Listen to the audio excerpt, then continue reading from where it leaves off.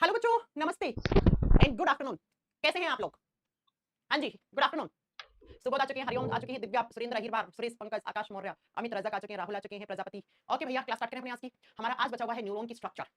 इस न्यूरॉन की संरचना कैसी होती है? एक न्यूरॉन होता है, उसके कौन-कौन से हिस्से होते हैं, कितने प्रकार से न्यूरॉन्स होते हैं। आप कुछ क्वेश्चन देखोगे पिछले एग्जाम्स के, जब आप देखोगे पीवाईक्यूज में, तो आपको न्यूरॉन के कुछ हिस्सों से क्वेश्चंस बनते हैं। जैसे आपसे पूछता है कि साइनेप्स गैप क्या होता है, जिसको हिंदी में सिनेप्स क्षेत्र कहते हैं। आपसे पूछता है एक्सोन क्या होता है, आपसे पूछता है न्यूरॉन का जो सेल वाला पार्ट होता है उसका नाम क्या होता है ना? तो ये सारे आपसे पूछे जाएंगे क्वेश्चंस। तो बस अपना 1.5 घंटा लगेगा, 5-7 क्वेश्चंस की प्रैक्टिस करवाऊंगी आपको लास्ट में, जो पिछले एग्जाम्स में पूछे हुए हैं। पहले ये पढ़ते हैं, ठीक है? चल स्टार्ट कर दें।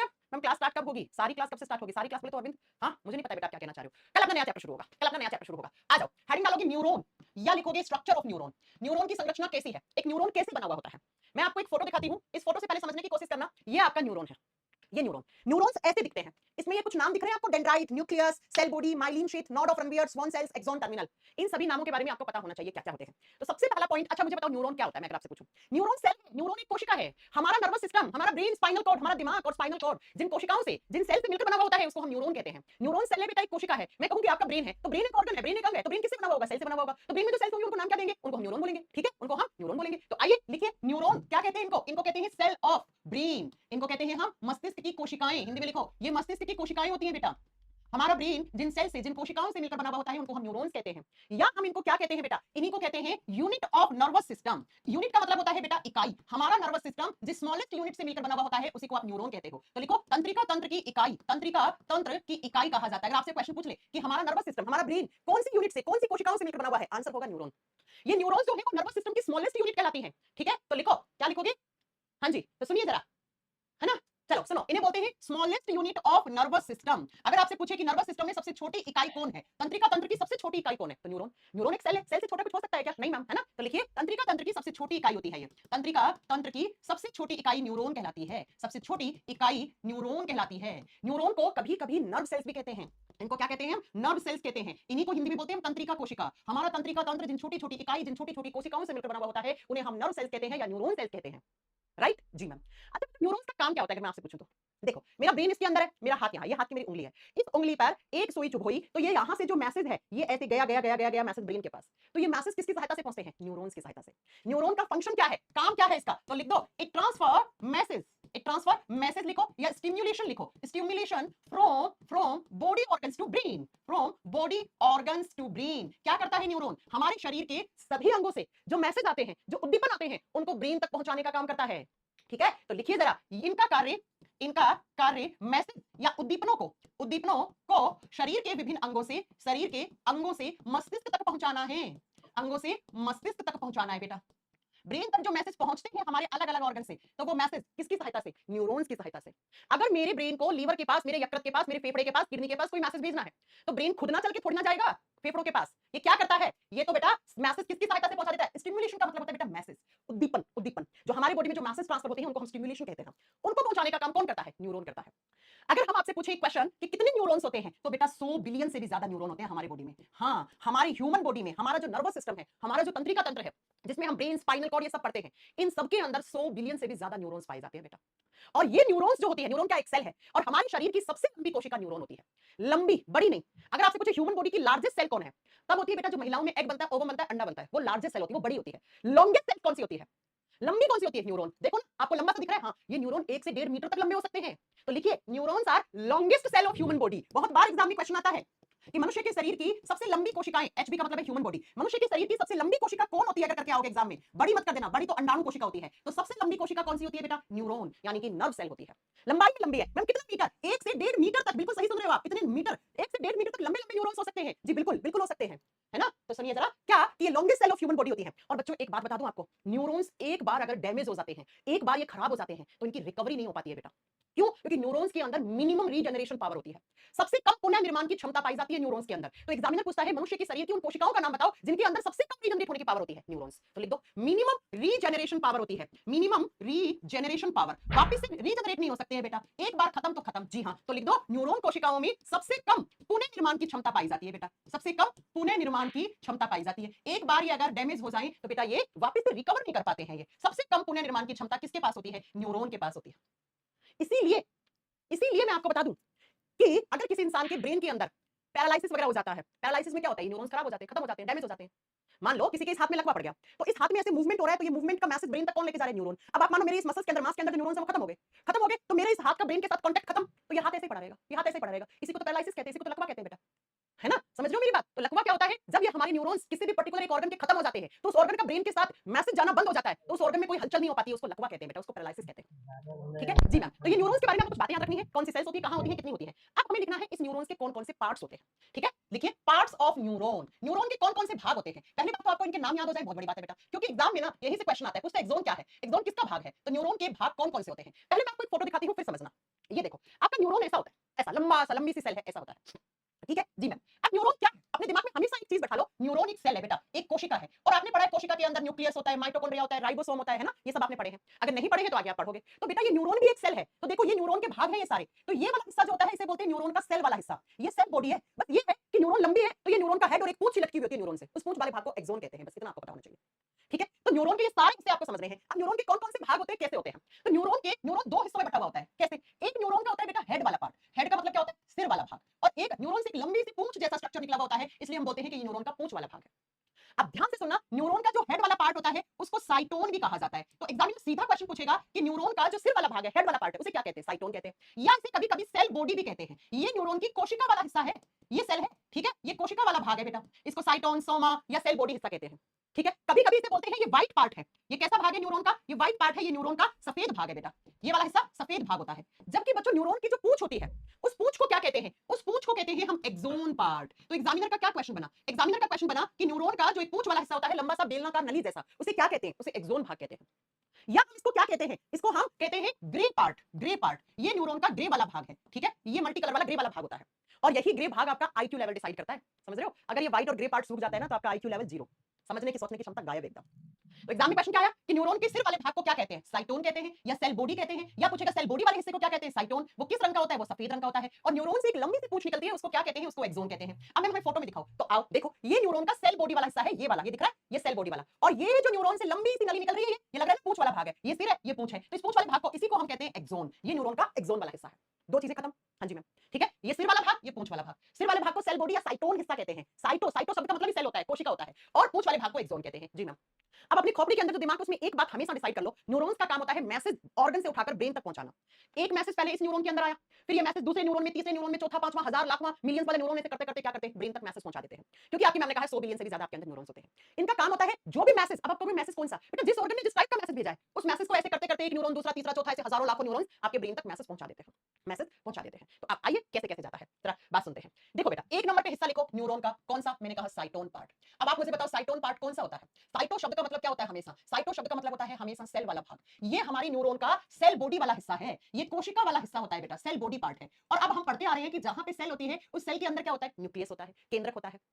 अब आप कहोगे कि मैम क्या न्यूरॉन्स के पास न्यूक्लियस होता है, जी हां बिल्कुल होता है। तो लिख दो न्यूरॉन्स के इस हिस्से में न्यूक्लियस इज प्रेजेंट, लिख दो न्यूक्लियस इज प्रेजेंट, केंद्रक पाया जाता है। तो एग्जामिनर का क्वेश्चन कैसे बना, एग्जाम में क्वेश्चन आएगा कि क्या न्यूरॉन्स के पास न्यूक्लियस होता है, आप कहोगे यस, किस हिस्से में, साइटोन वाले हिस्से में, है ना, जी मैम।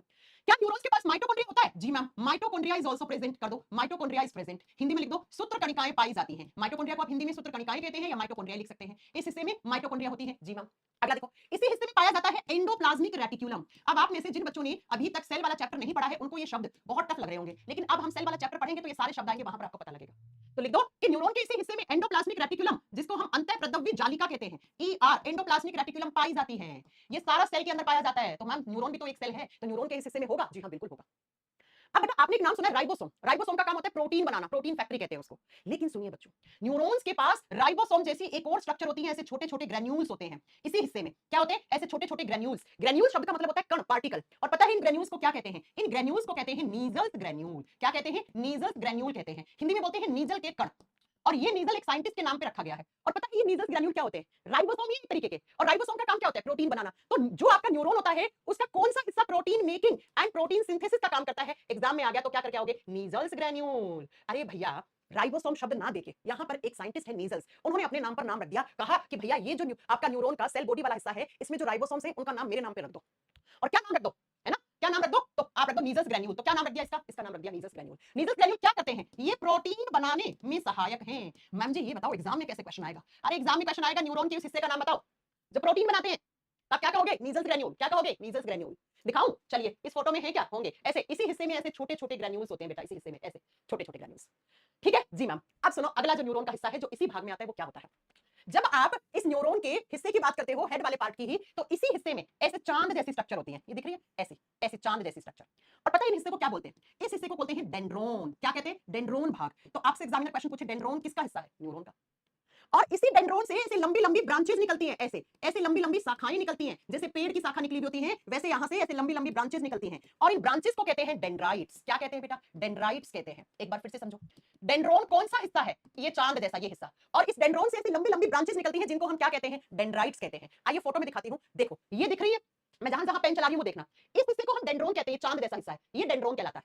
और इसी डेंड्रोन से आगे चलकर ब्रांचेस निकलती हैं ऐसे, ये देखो ये शाखाएं, इन्हें क्या कहते हैं? हम डेंड्राइट्स कहते हैं। तो एग्जामिनर का क्वेश्चन क्या बना? एग्जामिनर का क्वेश्चन बना कि भैया ये बताओ कि न्यूरॉन के उस हिस्से का नाम बताओ जिस हिस्से में लंबी लंबी शाखाएं होती हैं। न्यूरॉन की ब्रांचेस का नाम बताओ। तो क्या करके आओगे? न्यूरॉन की ब्रांचेस, शाखाएं क्या कहलाती हैं? डेंड्राइट कहलाती हैं। क्या कहलाती हैं? डेंड्राइट। अच्छा, इनका काम क्या होता है? जब भी किसी न्यूरॉन के पास कोई मैसेज आता है तो सबसे पहले इसी हिस्से में मैसेज आता है। ये मैसेज को ऐसे खींच लेती है। क्या करती है? मैसेज को ऐसे खींच लेती है बेटा। तो एग्जामिनर क्वेश्चन पूछता है कि न्यूरॉन के इस हिस्से का नाम बताओ जिसमें सबसे पहले मैसेज रिसीव होता है। तो यही ब्रांचेस के पास सबसे पहले मैसेज रिसीव होता है। तो लिख दो, इसी डेंड्राइट में सबसे पहले मैसेज आता है। ये मैसेज को कलेक्ट करती हैं, मैसेज को रिसीव करती हैं, स्टिमुलेशन को सबसे पहले अपने पास खींचती हैं। तो लिख दो, इन डेंड्राइट के अंदर इट रिसीव्स स्टिमुलेशन या मैसेज। स्टिमुलेशन या मैसेज भी लिख सकते हो आप, ठीक है? मैसेज फर्स्ट, फर्स्ट का मतलब होता है सबसे पहले, सबसे पहले। तो हिंदी में लिख दो, यह भाग सबसे पहले उद्दीपनों को ग्रहण करता है। यह भाग उद्दीपनों को सबसे पहले एकत्रित करता है या ग्रहण करता है या प्राप्त करता है, सबसे पहले एकत्रित करता है। तो अगर कोई भी इंफॉर्मेशन, ऐसी सूचना, ऐसा मैसेज या ऐसा कोई भी स्टिमुलेशन जो ब्रेन तक जाना है, तो वो न्यूरॉन्स की सहायता से जाएगा मैसेज। अब न्यूरॉन के कौन से सबसे पहले मैसेज आता है? तो इन ब्रांचेस पे ऐसे कोई मैसेज आ गया, यहाँ पे ये मैसेज को कलेक्ट कर लेती है, एकत्रित कर लेती है मैसेज को। अब ये मैसेज यहां से होता हुआ, अब इस सेल बॉडी से होता हुआ कहां जाएगा? ये न्यूरॉन के एक्सोन वाले हिस्से में जाएगा, ऐसे आगे ऐसे मैसेज जाएगा, यहां से मैसेज आगे जाएगा, ऐसे ऐसे ऐसे ऐसे मैसेज जाएगा आगे। तो एग्जाम का क्वेश्चन कैसे बना? न्यूरॉन की ब्रांचेस का नाम क्या है? डेंड्राइट्स। न्यूरॉन के कौन से सबसे पहले मैसेज आता है? फर्स्ट का मतलब यहाँ पे सबसे पहले जो मैसेज को एकत्रित करता है वो कौन सा हिस्सा है? वो डेंड्राइट हिस्सा है। ठीक है जी मैम। तो देखिए इस फोटो में देखने की कोशिश करना, यहां से कोई मैसेज है, इसको इन ब्रांचेस ने पकड़ लिया, ऐसे मैसेज को, इस मैसेज को, इस इंफॉर्मेशन को, कोई भी इंफॉर्मेशन हो सकती है वो, ये इंफॉर्मेशन ऐसे आ गई। अब ये मैसेज यहां से होता हुआ इस हिस्से में जाएगा और इस हिस्से को हम क्या बोलते हैं? ये जो आपको एक ट्यूब जैसी स्ट्रक्चर दिख रही है, एक सिलेंड्रिकल ट्यूब जैसी, बेलनाकार नली जैसी स्ट्रक्चर दिख रही है, इसको एक्सोन कहते हैं, एक्सोन। तो ये वाला हिस्सा समझ में आ गया जी मैम। सेल बॉडी क्या होता है? न्यूक्लियस क्यों दिखा रखा है? डेंड्रोन क्या होता है? डेंड्राइट क्या होता है? समझ में आ गया जी मैम। मैसेज सबसे पहले कहां रिसीव होता है? यहाँ पे जी मैम, समझ में आ गया जी मैम, है ना? तो अब मैसेज कहां जाएगा? एक्सोन वाले हिस्से में। तो अब हमें न्यूरॉन का टेल वाला भाग पढ़ना है। हेड वाला पार्ट का काम था सबसे पहले मैसेज को रिसीव करना। अब मैसेज कहां आया? न्यूरॉन के टेल पार्ट में। टेल का मतलब है पूंछ वाले भाग में, पूंछ भाग में मैसेज आ गया जी मैम। और इसी पूंछ भाग को नाम क्या देते हैं? तो टेल वाले पार्ट को हम नाम देते हैं एक्सोन। क्या नाम देते हैं बेटा? हिंदी में एक्सोन लिखा जाता है, इंग्लिश में जब प्रोनाउंस करते हैं तो एक्सोन बोलते हैं, एक्सोन। ये एक्सोन कैसा है? तो लिख दो, ये एक बेलनाकार नली जैसा होता है, ये एक सिलेंड्रिकल ट्यूब होती है। सिलेंड्रिकल ट्यूब बेलनाकार नली होती है बेटा, बेलन के जैसी लंबी सी, यह एक बेलनाकार नली होती है, ठीक है? और ये न्यूरॉन का सबसे लंबा हिस्सा है। तो लिख दो, it is the longest part of neuron. इसी हिस्से की वजह से न्यूरॉन सबसे लंबी सेल्स है हमारी बॉडी की। It is the longest part of neuron. यह न्यूरॉन का सबसे लंबा हिस्सा है। न्यूरॉन का अगर लंबा हिस्सा पूछा ना, देखो मैंने कहा हमारे शरीर का सबसे लंबी कोशिका कौन सी है? आपने कहा न्यूरॉन। तो न्यूरॉन लंबी क्यों है? क्योंकि न्यूरॉन से एक पूंछ से लटकी हुई होती है ना? और वो पूंछ जो होती है उस पूंछ को नाम क्या बोलते हैं? एक्सोन। तो अगर आपसे पूछ ले न्यूरॉन का सबसे लंबा हिस्सा कौन सा है लंबाई में, तब क्या करके आओगे? हाँ जी संजय जी, बिल्कुल लाइव क्लास है। तो आप क्या करके आओगे बेटा? वो उसकी बेलनाकार नली होती है, सबसे लंबा हिस्सा जी मैम। अब ये बेलनाकार नली करती क्या है? जो पीछे से मैसेज आया था उस मैसेज को ये फॉरवर्ड कर देती है, आगे भेज देती है। तो इसका काम लिखो एक्सोन का, फंक्शन लिखो एक्सोन का, इसका काम क्या है, इसका कार्य क्या है? तो लिखो it forwards message, it forwards message या स्टिमुलेशन, स्टिमुलेशन, ठीक है? It forwards stimulation. यह उद्दीपनों को आगे धकेल देती है, आगे भेज देती है, या मैसेज को यह उद्दीपनों को आगे की तरफ भेज देती है, उद्दीपनों को आगे की तरफ भेज देती है, आगे की तरफ भेज देती है। मैम आगे कहां जाएगा? चलो फोटो देखो, सुनो। मैसेज आया, कोई भी इंफॉर्मेशन यहां आई, जैसे मान लो आपने गर्म पानी की बाल्टी में हाथ दिया, तो आपकी उंगली को यहां पे गर्म लगा, तो ये गर्म का एहसास ब्रेन करवाएगा, ब्रेन तक मैसेज कौन लेके जाएगा? न्यूरॉन। तो गर्म पानी की बाल्टी में हाथ दिया, पानी गर्म है, तो ये पानी गर्म का मैसेज सबसे पहले यहां आया। अब ये यहां से यहां जाएगा मैसेज, ऐसे ऐसे यहां जाएगा, फिर यहां जाएगा, और फिर दूसरे न्यूरॉन में, फिर तीसरे न्यूरॉन में, फिर चौथे न्यूरॉन में, ऐसे एक एक एक एक एक करके सारे न्यूरॉन्स के पास मैसेज जाता जाता ब्रेन के पास पहुंच जाता है बेटा। तो मैसेज को फॉरवर्ड कर दिया, आगे भेज दिया, किसने? इस एक्सोन ने। ऐसे एक्सोन ने कहा मैसेज जाओ आगे, फिर मैम आगे कहां जाएगा? तो एक्सोन का आखिरी हिस्सा एक्सोन टर्मिनल कहलाता है, फिर यहां से दूसरा न्यूरॉन होगा, फिर तीसरा होगा, फिर दूसरे न्यूरॉन में ऐसे मैसेज आएगा, तीसरे में जाएगा, चौथे में जाएगा, हजारों नंबर के न्यूरॉन में जाएगा, 1 लाख न्यूरॉन के नंबर में जाएगा, फिर ब्रेन तक पहुंच जाएगा ऐसे मैसेज। और कौन सा मैसेज? कि पानी गर्म है। तो ब्रेन कहेगा न्यूरॉन भाग के जाओ और वापस मैसेज पहुंचा दो कि ये पानी जो गर्म है तो वहां से हाथ हटा ले। अब आप क्या सोच रहे हो, ये प्रोसेस कोई इतने घंटों में थोड़ी ना होती है। अरे आपने गर्म पानी की बाल्टी के अंदर हाथ दिया, तुरंत हाथ पीछे जाता है कि ऐसा होता है कि आपको गर्म लग रहा होता है, आप हाथ अंदर दिए रखते हैं, ऐसा थोड़ी होता है, नहीं ना। कुछ नैनो सेकंड में प्रोसेस होती है ये मैसेज पहुंचने की, कुछ नैनो सेकंड्स में ये मैसेज ट्रांसफर होते हैं बेटा, ठीक है जी मैम। आ जाइए, तो अब क्या होता है, ये एक्सोन है, इस एक्सोन के ऊपर इस तरीके की एक कवरिंग लगी हुई होती है, एक प्रोटेक्शन के लिए एक लेयर, एक परत चढ़ी हुई होती है, और इस परत को बोलते हैं माइलिन शीट। एक्सोन वाले हिस्से को प्रोटेक्शन देने के लिए, सुरक्षा देने के लिए एक परत लगी हुई होती है, एक लेयर चढ़ी हुई होती है इस हिस्से पे, और उसी लेयर, उसी परत को माइलिन शीट कहते हैं। तो एग्जाम में क्वेश्चन पूछे माइलिन शीट कहां होती है, न्यूरॉन में। न्यूरॉन में क्या काम करती है, एक्सोन वाले हिस्से को सुरक्षा देती है, प्रोटेक्शन देती है। तो लिख दीजिए इस चीज को, है ना, आ जाइए लिख देते हैं, बहुत आसान है पढ़ना, किताब से पढ़ोगे थोड़ा टफ लगेगा। लिखो क्या कि layer of axon is known as myelin sheet, या लेयर ऑफ, ऐसे आप बना भी सकते हो, देखो ऐसे न्यूरॉन होता है, ऐसा न्यूरॉन का एक्सोन वाला हिस्सा होता है, आप ऐसे बना सकते हो, ऐसे। तो ये एक्सोन है, इस एक्सोन के ऊपर देखो ऐसे परत चढ़ी हुई होगी, ऐसे ऐसे एक लेयर चढ़ी हुई होगी, ये परत, और इसी परत को क्या बोलते हैं, इस परत को हम नाम देते हैं माइलिन शीट। इसका नाम क्या है, ग्रीन कलर वाली का माइलिन शीट, हिंदी में सेम नाम है माइलिन शीट, माइलिन शीट। अच्छा ये क्या करती है, ये क्या है, ये एक लेयर है बेटा, ये एक लेयर है, ये एक परत है, और इसका काम क्या होता है, प्रोटेक्शन देना। इसका काम क्या है, प्रोटेक्शन देना, सुरक्षा देना, इसका काम है प्रोटेक्शन देना, सुरक्षा देना। अच्छा अब आप बोलोगे किसको सुरक्षा देता है, तो भैया एक्सोन के ऊपर है, तो एक्सोन के ऊपर है तो एक्सोन को सुरक्षा देगा ना। अरे ये वाला हिस्सा क्या है, ये वाला हिस्सा, ये वाला हिस्सा एक्सोन है, तो एक्सोन की जो लेयर होगी वो एक्सोन को प्रोटेक्शन देगी, जी मैम। तो मैंने कहा इस बेलनाकार नली के ऊपर एक कवर चढ़ा हुआ होता है, एक आवरण लगा हुआ होता है परत का, जिस परत को आप माइलिन शीट कहते हैं, और ये माइलिन शीट का एक परत है, किसकी परत है, मैं ब्रैकेट में लिख दूं, एक्सोन की परत है, जी मैम। तो ये एक्सोन के ऊपर चढ़ा हुआ होता है, और यही एक्सोन के ऊपर चढ़ी हुई परत एक्सोन को क्या देती है, सुरक्षा देती है।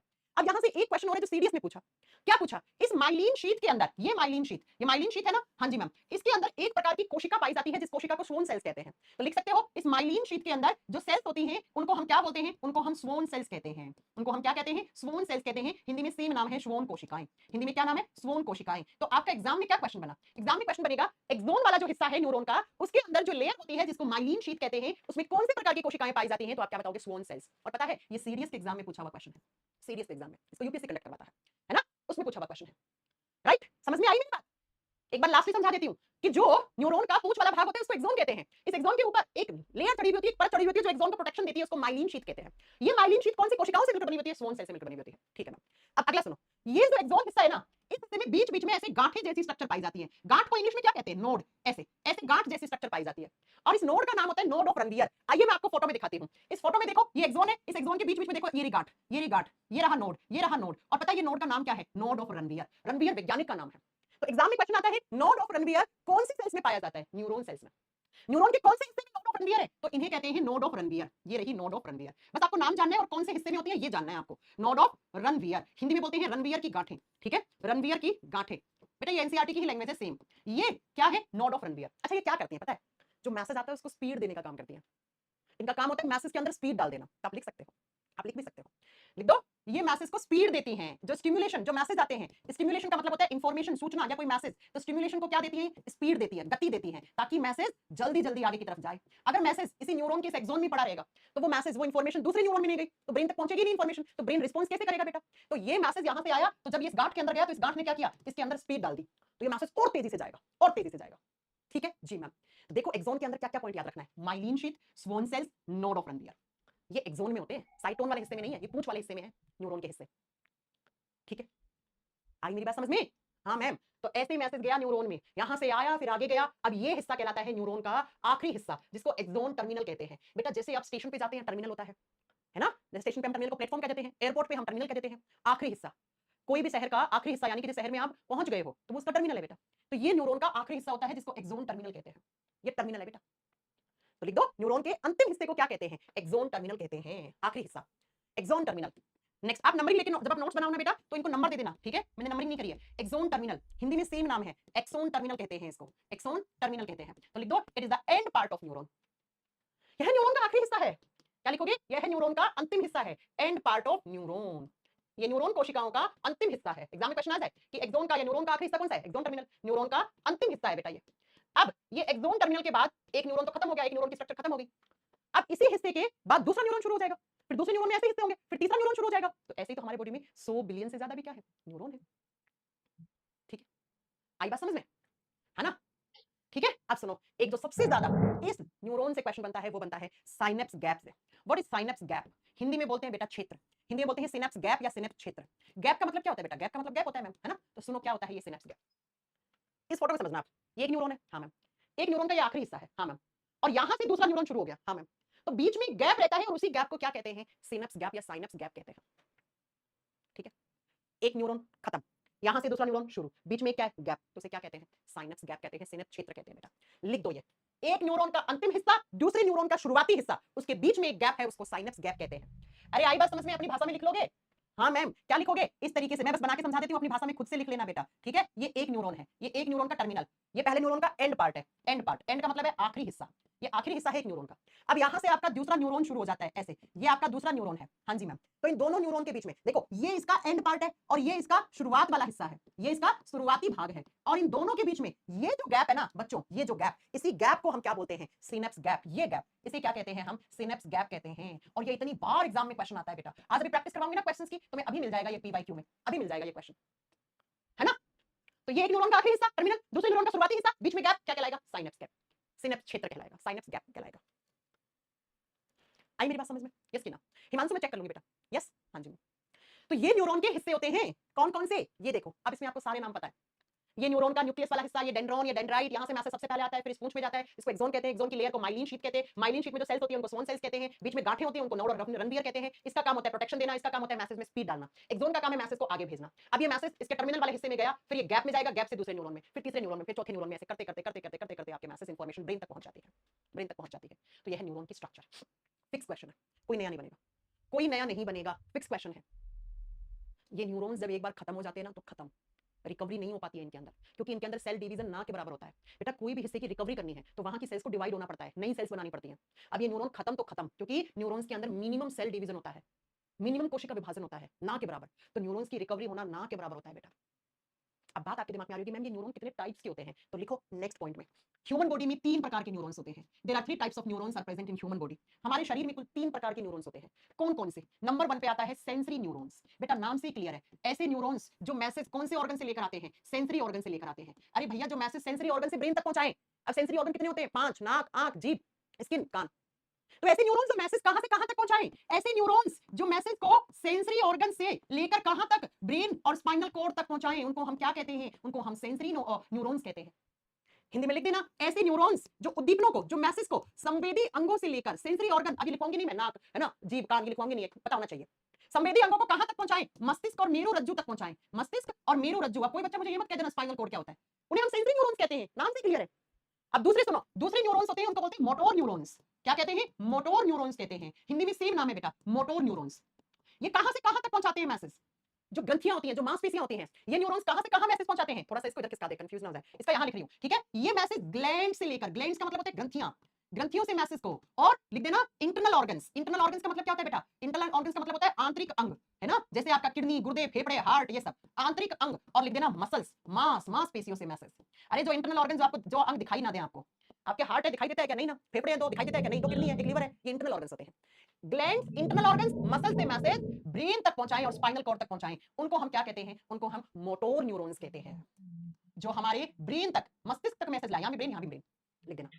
ऐसे न्यूरॉन्स जो हमारी ग्रंथियों से, आंतरिक अंगों से और हमारी मसल से मैसेज को ब्रेन के हिस्सों तक पहुंचाएं, उनको हम मोटोर न्यूरॉन्स कहते हैं। और जो तीसरे न्यूरॉन्स आते हैं उनको बोलते हैं बेटा इंटर न्यूरॉन्स। क्या कहते हैं? इंटर न्यूरॉन्स, या इन्हीं का दूसरा नाम होता है रिले न्यूरॉन्स।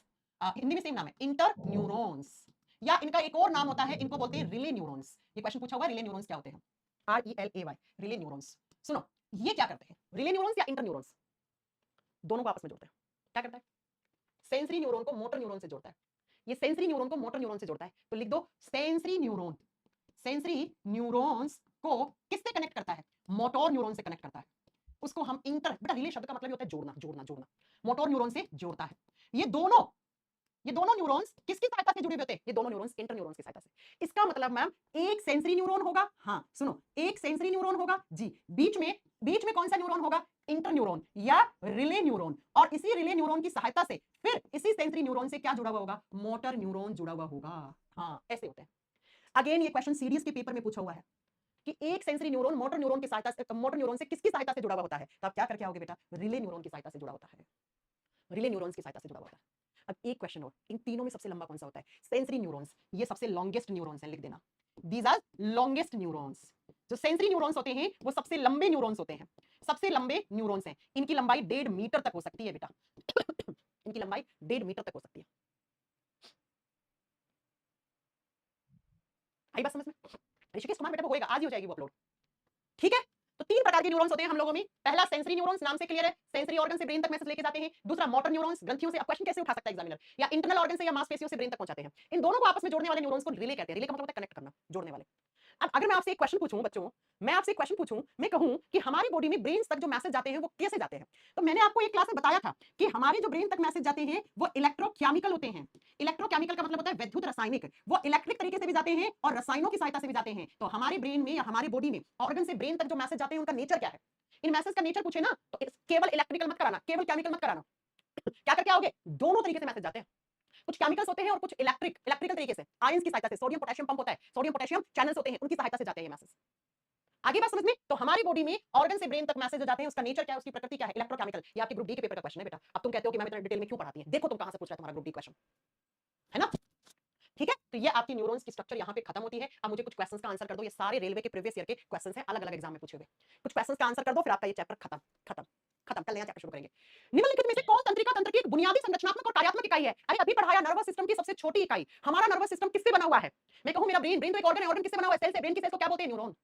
और मैं कहूं मेरा ब्रेन काम करता है तो ब्रेन थोड़ा काम करता है, ब्रेन की सेल्स काम करती हैं, इसलिए बोलते हैं ब्रेन की स्ट्रक्चरल, ब्रेन को या नर्वस सिस्टम को स्ट्रक्चर देने वाली सेल्स। फंक्शनल का मतलब कार्यात्मक, काम करने वाली। तो हमारा ब्रेन जिन सेल से मिलकर बना हुआ होता है उनको न्यूरॉन्स कहते हैं। न्यूरॉन्स हमारे शरीर की सबसे लंबी कोशिकाएं होती हैं। तो नर्वस सिस्टम की सबसे छोटी इकाई क्या है, न्यूरॉन है। न्यूरॉन क्या है, सेल है बेटा, कोशिका है। जैसे बाकी सेल्स होती है वैसे ही तो सेल है, वैसे ही सेल है।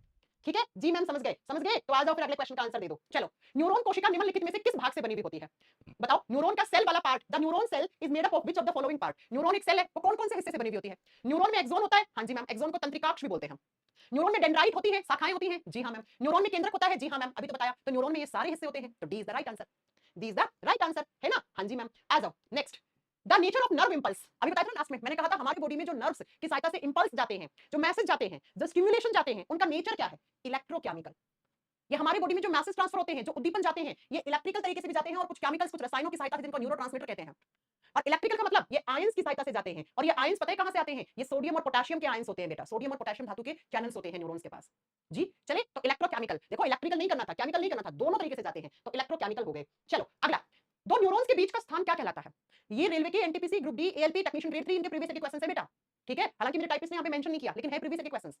एक न्यूरॉन जहां खत्म हो रहा है, दूसरे न्यूरॉन जहां से शुरू हो रहा है, उनके बीच में एक गैप होता है, और उसी गैप को आप क्या बोलते हैं, साइनेप्स गैप, सिनेप्स गैप कहते हैं। तो सही आंसर क्या होना चाहिए, बी। अगर मैं आपसे पूछूं डेंड्राइट कहां होता है, तो डेंड्राइट तो लंबी लंबी शाखाएं होती हैं मैम, है ना। और एक्सोन क्या होता है, जिसको अक्षतंतु भी कहते हैं हिंदी में। तो ये एक्सोन कौन सा हिस्सा है, एक्सोन तो मैम बेलनाकार नली पूंछ जैसा हिस्सा है। और ये सीएसएफ क्या पढ़ाया था मैंने, सेरेब्रोस्पाइनल फ्लूइड। मैंने कहा था हमारे ब्रेन और हमारे स्पाइनल कॉर्ड में एक फ्लूइड भरा हुआ होता है, एक तरल भाग भरा हुआ होता है, जिसको सीएसएफ कहते हैं, सेरेब्रोस्पाइनल फ्लूइड कहते हैं। ये क्या करता है, बाहरी झटकों से बचाता है, बाहरी दाब से बचाता है हमारे ब्रेन को। याद है कि तुम भूल गए हो, याद है कि तुम भूल गए हो, हाँ भूल गए हो तो याद कर लेना। चलो अगला क्वेश्चन का आंसर आप करोगे मुझे, ये लो। ये क्वेश्चन तो खैर मैं आपको लास्ट क्लास में डिस्कस कर चुकी हूं। मानव शरीर में कितनी मेरु तंत्रिकाएं पाई जाती हैं। ऐसी नर्व जो स्पाइनल कोड से निकलती है वो 31 जोड़ी होती हैं, और ऐसी नर्व जो ब्रेन से निकलती है उनकी 12 जोड़ी संख्या होती है। और टोटल कितनी नर्व्स होती हैं, टोटल कितनी तंत्रिकाएं होती हैं, 43 जोड़ी। तो इसका आंसर 31 जोड़ी होगा बेटा, 31 जोड़ी होगा। चलो अगला क्वेश्चन मैं आपसे पूछना चाहती हूं, नेक्स्ट क्वेश्चन जो न्यूरॉन से बनेगा, न्यूरॉन के क्वेश्चन में आपसे डिस्कस करना चाहती हूं, है ना। चलो आ जाओ, dendrite and axons are part of which cell. घुमा घुमा के क्वेश्चन पूछा एग्जामिनर। डेंड्राइट और एक्सोन किसके हैं, न्यूरॉन के हैं। नेफ्रॉन्स कहां होते हैं, किडनी में होते हैं। गुर्दे की जो इकाई होती है, गुर्दे की जो सेल्स होती है उनको नेफ्रॉन्स कहते हैं। जैसे हमारी ब्रेन में जो सेल्स होती है उनको न्यूरॉन कहते हैं, वैसे गुर्दे में जो सेल्स होती है उनको नेफ्रॉन्स कहते हैं। और ये न्यूरॉन्स कितने होते हैं बेटा, टाइप करना मुझे जल्दी से। हाँ जी, कितने होते हैं ये न्यूरॉन्स, ये और बता दो मुझे, जल्दी बता दीजिए कितने होते हैं, ये और बता दीजिए आप। चलो ये न्यूरॉन्स के, हाँ चलो देखो अगला question, the branch like structure of neuron. Neuron में जो शाखाएं निकली हुई होती है, जो ब्रांचेस जैसी स्ट्रक्चर होती है, उनको क्या कहते हैं। तो उसको हम क्या कहते हैं बेटा, उसको हम डेंड्राइट कहते हैं। याद है ना, ये चांद जैसा हिस्सा क्या था, ये डेंड्रोन था, ये वाला। और ये चांद जैसे हिस्से से ऐसे लंबी लंबी शाखाएं निकली हुई होती हैं, उनको हम क्या कहते हैं, डेंड्राइट। और डेंड्राइट का काम क्या था, सबसे पहले इंफॉर्मेशन को कलेक्ट करना, सबसे पहले सूचनाओं को एकत्रित करना अपने पास। किसका काम होता है, आप बताओगे, डेंड्राइट का। अगला क्वेश्चन है, nodes of Ranviers are microscopic gaps found within. अभी बताया था ये एक्सोन है, इस एक्सोन के बीच बीच में गैप में गांठें होती हैं ऐसी, और इन्हीं गांठों को हम क्या बोलते हैं, नोड ऑफ रनवियर, नोड ऑफ रनवियर। और थोड़ी देर पहले बताया था कि इसके ऊपर जो ऐसी परत लगी हुई होती है, इस परत को क्या कहते हैं, इस परत को क्या कहते हैं, इसको बोलते हैं माइलिन शीथ, इसको कहते हैं माइलिन शीथ। तो ये नोड ऑफ रनवियर किसके भीतर पाए जाते हैं, तो माइलिनेटेड एक्सोन। नहीं समझ में इसका आंसर, हाँ क्यों नहीं आया इसका आंसर समझ में। ये एक्सोन, एक्सोन के ऊपर ऐसे कवर लगा हुआ होता है, उसको माइलिन शीथ कहते हैं, और इस कवर के बीच में जो गैप में गांठें होती हैं उसको नोड ऑफ रनवियर कहते हैं। तो आंसर क्या हो गया, माइलिनेटेड एक्सोन। क्या आंसर हो गया, माइलिनेटेड एक्सोन। यानी कि एक्सोन के ऊपर जो परत होती है जिसको माइलिन शीथ कहते हैं, उसके बीच में जो गैप है उसमें गांठ जैसी स्ट्रक्चर पाई जाती है, और उसे क्या कहते हैं, उसे हम माइलिन शीथ कहते हैं, है ना। और चलो एक लास्ट क्वेश्चन का आंसर कर दो, how much does human brain weight. मानव के मस्तिष्क का वजन, कुल वजन का कितना प्रतिशत होना चाहिए। मैम आपने पढ़ाया था कुल वजन का 2% होना चाहिए, 2% होना चाहिए। ठीक है, तो मैंने कुछ 7-8 क्वेश्चंस भी डिस्कस कर दिए हैं आपसे न्यूरॉन की स्ट्रक्चर से जो एग्जाम में आ जाते हैं। तो अपना न्यूरॉन की स्ट्रक्चर वाला चैप्टर खत्म, अपना नर्वस सिस्टम खत्म, पेरिफेरल नर्वस सिस्टम आपको नहीं पढ़ना है, बस आपको इतना जानना है कि उसमें नर्व्स होती हैं। ठीक है, अब कोई भी डाउट हो इस चैप्टर का आप मुझसे डाउट पूछ लीजिए, डाउट पूछ लीजिए। मैं ब्रेन की बीमारी, बेटा ब्रेन की बीमारी ब्रेन में पढ़ा चुकी हूं, तुम्हें डिस्लेक्सिया पढ़ाया था, मल्टीपल डिसऑर्डर पढ़ाया था, एमनीसिया पढ़ाया था, पार्किंसंस डिजीज पढ़ाया था, याद करो तुम। और आज बताया पैरालिसिस में क्या होता है, न्यूरॉन्स डैमेज हो जाते हैं, पढ़ा चुकी हूं तुम्हें इसी चैप्टर के अंदर, है ना। पढ़ा चुकी हूँ सारी बीमारियां, ये ब्रेन की तो बीमारियां हैं, Parkinson's disease, amnesia, dyslexia, multiple disorder, Alzheimer, बूढ़े लोगों की याददाश्त कमजोर हो जाना, पार्किंसंस डिजीज, और आज बताया था पैरालिसिस। तो ये ब्रेन की तो बीमारी है, ये हार्ट की थोड़ी ना है, ये ब्रेन की तो बीमारी है बेटा। ब्रेन ट्यूमर क्या होता है, जो ब्रेन में ट्यूमर बन जाता है उसको ब्रेन ट्यूमर कह देते हैं। और एक क्लास में आपको ब्रेन हेमरेज पढ़ाया था, ब्रेन हेमरेज में क्या होता है, कोई नर्व ब्लॉक हो जाती है, इंटरनल ब्लीडिंग होने लग जाती है, उसको क्या कहते हैं, ब्रेन हेमरेज कहते हैं, पढ़ा चुकी हूं बेटा ये सारी चीजें। ब्रेन ट्यूमर क्या होता है, आपके ब्रेन के न्यूरॉन्स एक जगह कलेक्ट होकर एक ट्यूमर, एक गांठ बना लेते हैं, उसको ब्रेन ट्यूमर कहते हैं। अगर ये ट्यूमर छोटा मोटा है तो डॉक्टर्स कुछ केमिकल्स, कुछ स्टेरॉइड्स देते हैं, इंजेक्शंस लगाते हैं, उससे ठीक हो जाती है। बहुत बड़ा है तो डॉक्टर को सर्जरी करके, न्यूरोलॉजिस्ट के पास आपको जाना पड़ता है, वो सर्जरी करके उसको आपको ब्रेन का जो ट्यूमर होता है उसको हटा देते हैं। हाँ, अब एक लास्ट चीज आपका होमवर्क देके जा रही हूं, वो आपका होमवर्क एग्जाम में आता है। ब्रेन की एक्टिविटी के लिए 3 तरीके की टेस्ट करवाता है डॉक्टर। एक करवाता है ईईजी, इलेक्ट्रोइंसेफेलोग्राफी, ये मैंने पढ़ाया था, ब्रेन के अंदर क्या चल रहा है इसका पता करने के लिए ईईजी करवाते हैं, है ना। अब आज मैं आपको एक होमवर्क दे रही हूं, एक होता है बेटा ब्रेन का सीटी स्कैन करवाना, और एक होता है एमआरआई करवाना। अब आपका काम है सीटी स्कैन की फुल फॉर्म और एमआरआई की फुल फॉर्म याद रखना, ठीक है, क्योंकि एग्जाम में आते हैं। एमआरआई की फुल फॉर्म क्या होती है, सीटी स्कैन की फुल फॉर्म क्या होती है, ठीक है। तो आज आपको जब ये नोट्स बनाओ ना इस चैप्टर के, तो वहीं पर आप सीटी स्कैन की फुल फॉर्म लिख लेना और एमआरआई की फुल फॉर्म लिख लेना, ये आपका होमवर्क है। मैं मियोसिस माइटोसिस क्या है सुप्रिया, बेटा वो सेल चैप्टर में आएगा, सेल डिवीजन के प्रकार होते हैं, mitosis meiosis. ECG, ECG heart के लिए करवाते हैं बेटा, ई तुम्हें कितना ही पढ़ा दो ना, गुस्सा आता है मुझे फिर। ईसीजी का फुल फॉर्म होता है इलेक्ट्रोकार्डियोग्राफी, कार्डियो शब्द का मतलब होता है हार्ट, ये हार्ट के लिए होता है। ईईजी किसके लिए होता है बेटा, ईईजी ब्रेन के लिए होता है। तुम लोग बस ये करके आना एग्जाम में, ना कटवा देना तुम मेरी, है ना, ना कटवा देना तुम मेरी। चलो, तो सीटी स्कैन और एमआरआई की फुल फॉर्म याद कर लेना, ये आपका होमवर्क है। मैं मेरे प्रश्न का जवाब दे दो, चंद्रसेन क्या प्रश्न है आपका, पूछिए आप क्या क्वेश्चन पूछना चाह रहे हैं। हाँ जी, फटाक से बताओ। सीटी स्कैन होता है ना बेटा, हाँ, आपके ब्रेन के अंदर कहीं ट्यूमर बन रहा है, ब्रेन के अंदर कहीं इंटरनल ब्लीडिंग हो रही है, ब्रेन हेमरेज हो गया है, ब्रेन में कोई इंफेक्शन हो गया है, तो डॉक्टर या तो सीटी स्कैन करवाता है या एमआरआई करवाता है। एमआरआई देखिए आपने, एक मशीन होती है एमआरआई, अभी पीछे एक न्यूज आई थी, एमआरआई मशीन में एक इंसान सोने की चेन पहन के चला गया, उसकी डेथ हो गई। हाँ, है ना, इसलिए एमआरआई मशीन में जब लेके जाते हैं, एमआरआई को बोलते हैं मैग्नेटिक रेजोनेंस इमेजिंग, तो उसमें कोई भी मेटल अलाउड नहीं होती है बेटा, अभी आया पीछे ना। और सीटी स्कैन की फुल फॉर्म होती है कम्यूटेटेड टोमोग्राफी। ठीक है, मैग्नेटिक रेजोनेंस इमेजिंग एमआरआई की फुल फॉर्म होती है, आप लिख भी सकते हो, अगर आपको लिखना है तो मैं लिखवा देती हूँ। वैसे आपको मैंने होमवर्क दिया था, फिर होमवर्क किस बात का हुआ है, लेकिन एग्जाम में आ जाता है बेटा, मैग्नेटिक, ये अच्छा याद रखना, इनकी फुल फॉर्म हिंदी इंग्लिश में नहीं आती है, एक ही आती है, ठीक है, मैग्नेटिक रेजोनेंस इमेजिंग, इमेजिंग, ये होता है एमआरआई की फुल फॉर्म, इसकी फुल फॉर्म होती है कम्यूटेटेड टोमोग्राफी। ठीक है, चलो थैंक यू सो मच बच्चों, मिलेंगे कल एक नए चैप्टर के साथ। हाँ, दोनों के फुल फॉर्म याद कर लेना बेटा, एग्जाम में आती है फुल फॉर्म, ईसीजी का फुल फॉर्म क्या है, ईईजी का फुल फॉर्म क्या है, एमआरआई क्या है, सीटी स्कैन का फुल फॉर्म क्या है, सीबीसी का फुल फॉर्म क्या है, काउंट ब्लड सेल्स होता है, सब आ जाते हैं एग्जाम में।